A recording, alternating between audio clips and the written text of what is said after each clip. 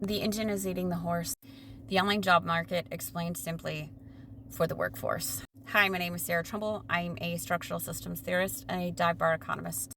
If you felt like the job market is impossible lately, you're not imagining it. In this series, I explain why, step by step, building towards what we're going to do about it.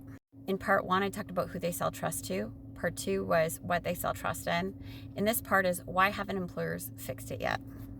This is actually a very varied topic with a lot of different actors, so I'll probably dig into it again and again. But for now, I want to talk about incentives and accountability. So employers move the job market online the way they experience the market, but not the way the market actually functioned.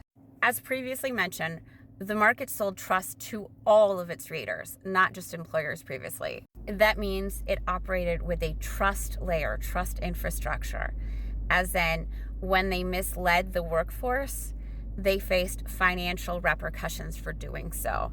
They lost subscriptions, they lost readers. Maybe they got yelled at by the neighbor down the street for putting in crappy stuff.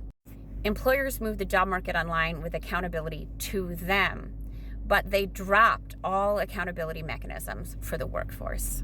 Now, when you consider the misery machine that they created, you're sometimes tempted to think of them as Bond villains.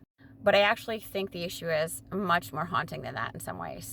I think when moving the market online, they failed to consider that a billion people's experience in a survival market had anything to do with them at all, while simultaneously stripping a survival marketplace for a couple billion people of all the trust mechanisms that used to make it work, and simultaneously possessing the business and economics degrees to warn them of the issue they were creating.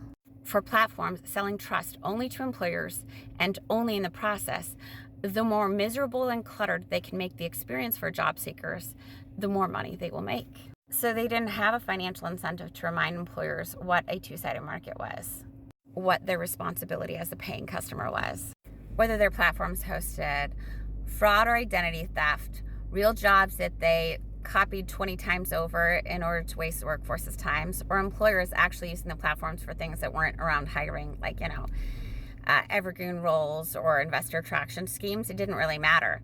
As long as they could waste the time of the U.S. workforce, they made money.